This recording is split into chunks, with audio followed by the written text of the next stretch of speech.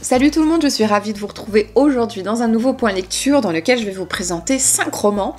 Parce que malgré ma grosse panne de lecture que j'ai eue pendant quelques semaines, quelques mois, j'ai tout de même réussi à un petit peu lire. Merci aux livres que j'ai lus en lecture commune et merci aussi au premier livre que je vais vous présenter ici qui m'a sorti d'une grosse panne. Les 3 premiers livres dont je vais vous parler ont été vraiment d'excellentes lectures et les 2 derniers ont été des déceptions, voire des catastrophes de lecture. Donc j'ai hâte que vous restiez avec moi jusqu'à la fin pour vous en parler. Alors on va commencer tout de suite, pour des raisons de visibilité évidente, par un livre auto-édité. Il s'agit du livre de Christian Clément. Il s'appelle Dark Gravity. Alors l'auteur a eu énormément de mal à trouver une maison d'édition pour ce roman. Il a fini par le faire auto-éditer. Néanmoins, les éditions Atalante ont quand même laissé un petit mot très gentil en 4e de couve. C'est un page-turner à l'américaine qui se lit avec entrain. Nous avons été sensibles aux qualités d'écriture de l'auteur et en particulier à son aisance avec les dialogues.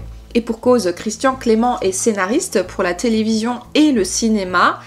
Et ça se ressent dans Dark Gravity. En gros, j'ai pris un énorme plaisir de lecture. Autant qu'avec Alabama 1963, vous voyez, d'ailleurs je l'ai offert à l'auteur, parce que, ou Manchette et Niemietz, en fait, ils ont aussi ce style d'écriture très fluide, avec beaucoup de dialogues, que vous dévorez comme ça.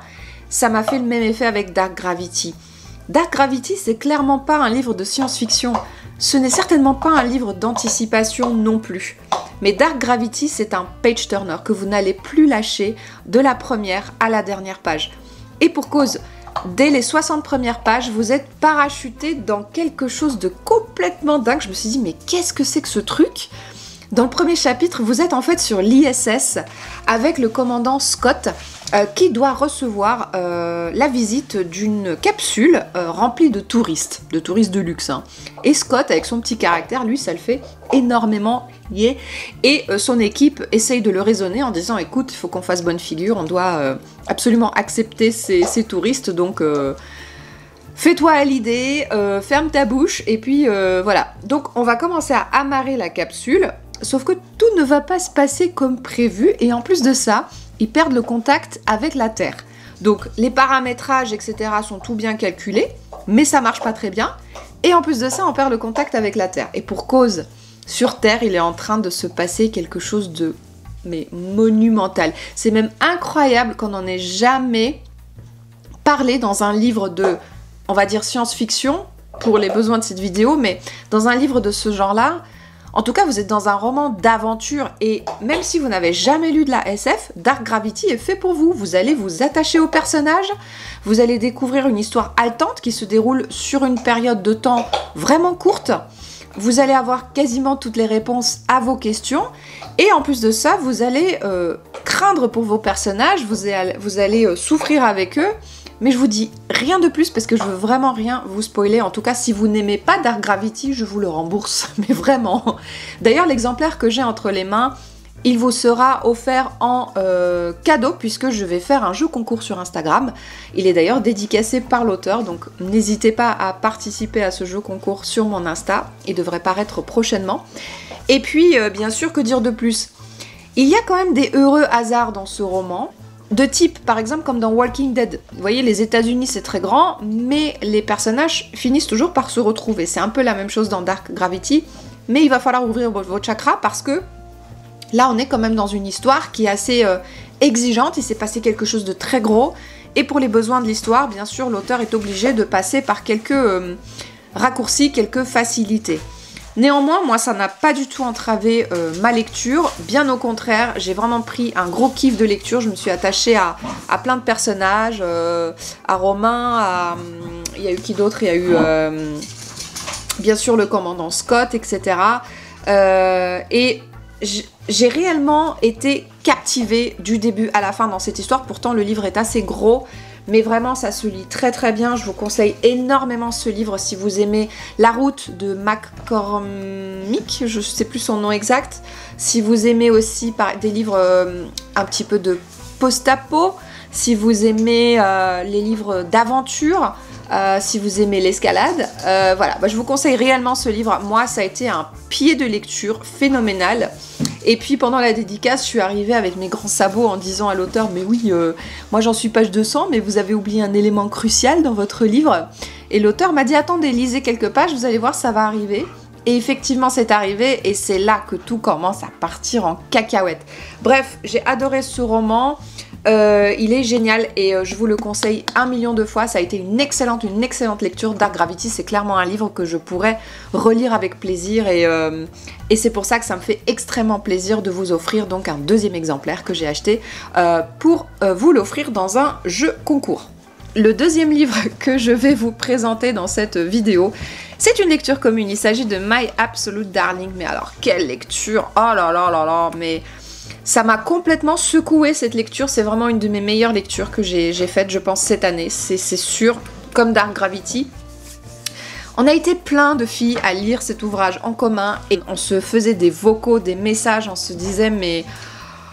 les filles, c'est dur. Là, vraiment, j'ai envie de fermer ce bouquin, j'ai envie de vomir, j'ai envie de pleurer, j'ai envie de hurler.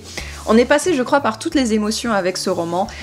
My Absolute Darling, c'est l'histoire de Turtle. Turtle qui vit avec son père non loin de l'océan, en Californie du Nord, je pense, non loin d'une forêt aussi. Elle est très proche de la nature et des armes à feu, parce que son père a une vision de l'éducation un petit peu particulière, et il l'aide tant bien que mal à faire ses devoirs à la maison. Malheureusement, Turtle a des difficultés, elle a une forme de dysorthographie en anglais, et ça perturbe énormément non seulement ses relations sociales à l'école, mais aussi tout simplement son avenir, sur lequel l'encadrement scolaire, le personnel de l'école et son père s'interrogent fortement. Elle a 14 ans, je ne sais pas si je l'ai précisé, et Turtle, il va lui arriver plein de trucs en fait. Donc elle va être... vous allez être Turtle, vous allez être Turtle pendant tout le roman. C'est un roman très dur, c'est un roman poignant, c'est un roman sur les difficultés à la maison.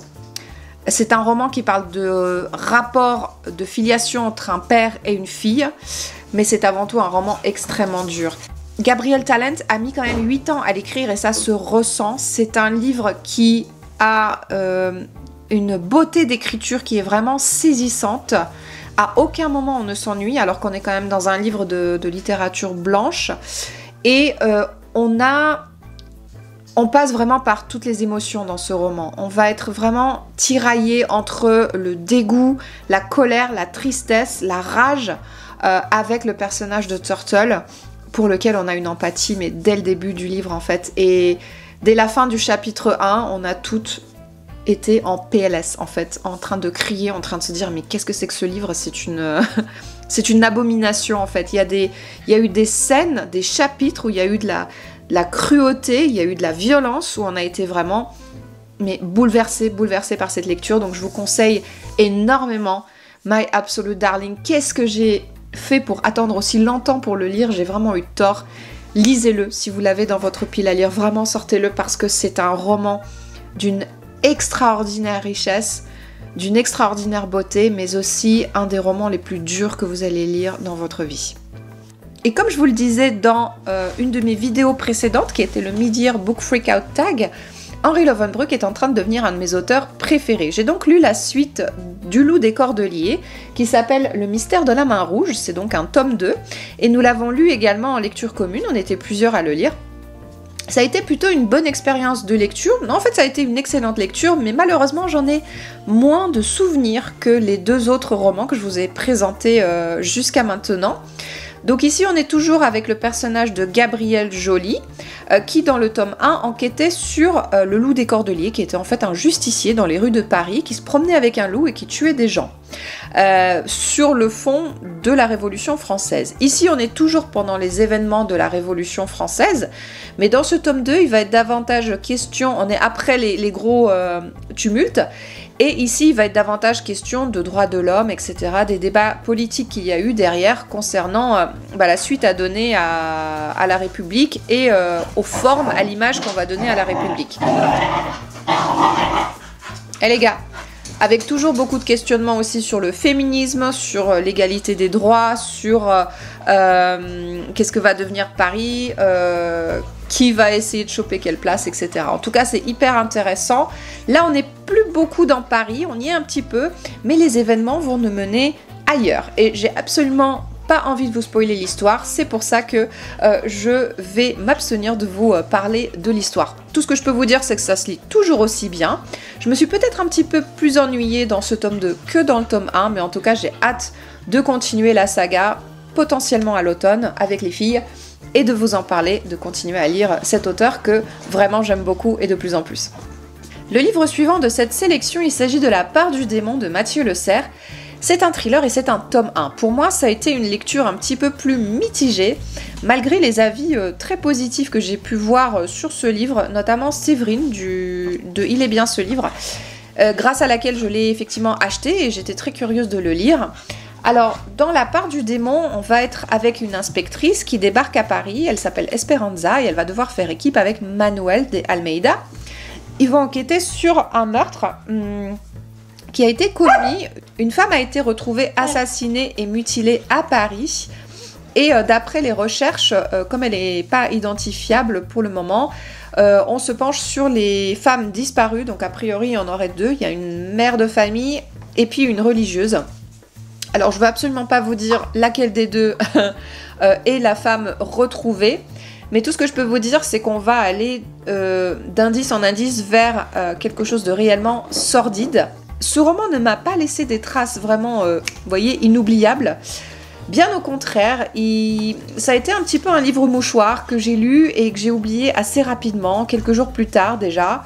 En plus de ça, Mathieu Le Serre, même si il écrit très bien, la plume est très fluide et je me suis attachée au personnage, mais ce que j'ai un petit peu moins apprécié, c'est qu'il y a énormément d'invraisemblance et aussi il y a un vrai problème de chronologie, enfin pas de chronologie mais de temporalité dans ce roman parce que vous allez être avec plusieurs affaires qui n'ont pas grand chose en commun jusqu'à ce que l'auteur va retrouver, vous raccrocher en fait ces éléments ensemble, mais entre temps vous êtes un peu perdu et vous avez déjà oublié le début de l'histoire.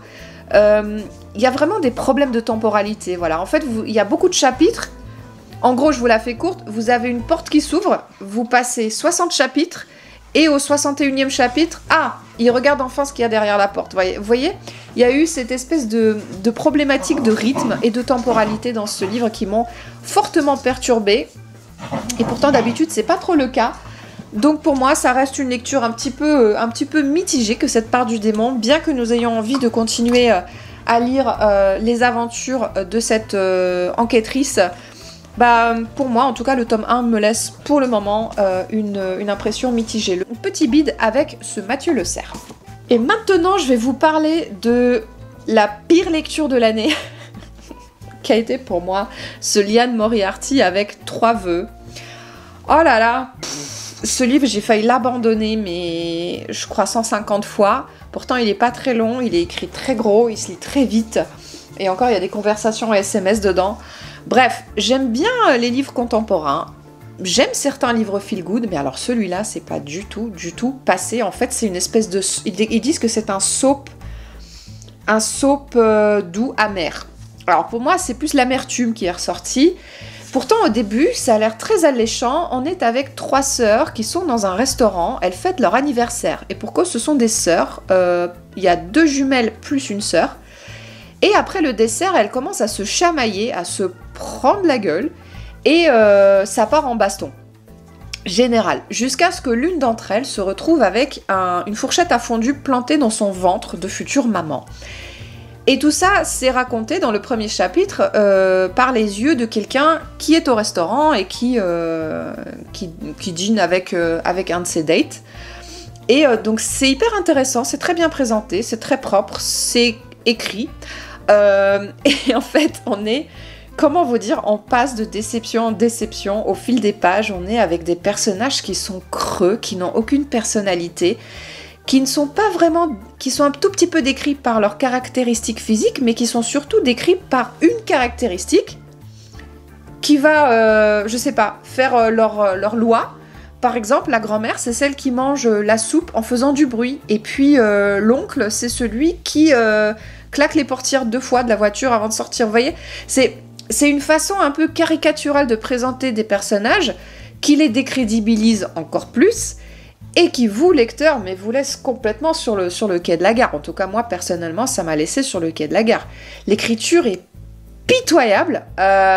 C'est une écriture qui est plate, qui est creuse. Il y a aucune sensibilité. L'histoire, au final, je ne voulais absolument pas savoir ce qui s'était passé, tellement je m'ennuyais dans ce livre. J'ai eu envie de le lâcher plus de 150 fois. Ça a été un calvaire, ça a été une je sais pas, une torture.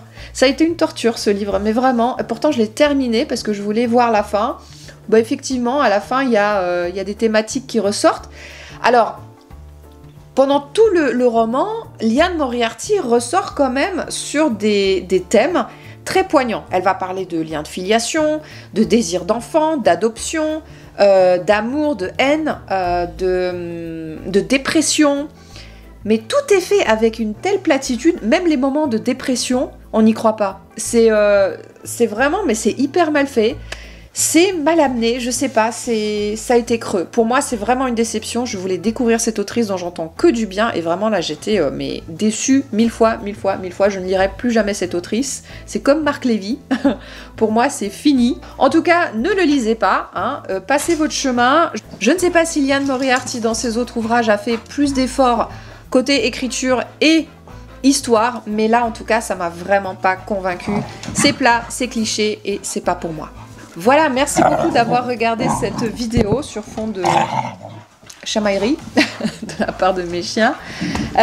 Dites-moi en tout cas si vous appréciez Liane Moriarty, si vous avez aimé le Mathieu Le Cerf, et si certains de ces auteurs, notamment Christian Clément, vous font envie. Et faites-moi un petit retour en commentaire parce que ça me ferait très plaisir d'échanger avec vous sur tous ces romans, tous ces styles littéraires. Et pour ma part, je vous retrouve dans une prochaine vidéo qui sera potentiellement une vidéo sur le bien-être. Je vous embrasse très fort, merci d'avoir regardé. À bientôt. Tchuss!